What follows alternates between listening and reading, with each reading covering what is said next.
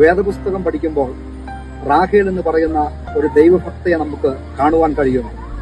അവളുടെ ജീവിതത്തിലെ ഏറ്റവും വലിയ വേദന, തലമുറകളില്ലാത്തതിന്റെ വേദനയും കണ്ണുനീരും റാഹേൽ വളരെ നാളുകൾ അനുഭവിക്കുവാനിടയായി തീർന്നു. റാഹേലിന്റെ സഹോദരിക്കും മറ്റ് 2 ദാസിമാർക്കുമൊക്കെ തലമുറകൾ ഉണ്ടായപ്പോഴും റാഹേലിന് മാത്രം മക്കളുണ്ടായി. എന്നാൽ ഒരിക്കൽ റാഹേലിനോട് ദൈവം പറഞ്ഞു, റാഹേലെ, ഞാൻ നിന്നെ ഓർക്കുന്നു, നിന്റെ അപേക്ഷ ഞാൻ കേട്ടിരിക്കുന്നു, നിന്റെ ഗർഭത്തെ ഞാൻ തുറക്കുന്നു. ഇതിനകത്തുനിന്നൊരു ദൈവശബ്ദം ഞാൻ പറയട്ടെ. നമ്മളെ ഓർക്കുന്നൊരു ദൈവമുണ്ട്. നമ്മുടെ ജീവിതത്തിൽ പലരും പല വാഗ്ദാനങ്ങൾ പറഞ്ഞിട്ടും ചെയ്യാമെന്ന് പറഞ്ഞിട്ടും അത് നിവൃത്തീകരണത്തിൽ ഇന്നുവരെയും എത്തിയിട്ടില്ലായിരിക്കാം.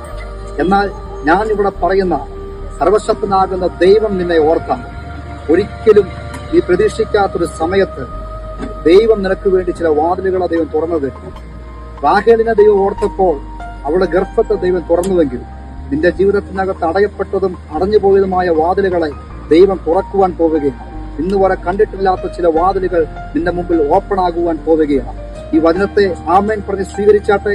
ഈ വചനത്താൽ ദൈവം ഏവരെയും അനുഗ്രഹിക്കുമാറാകട്ടെ.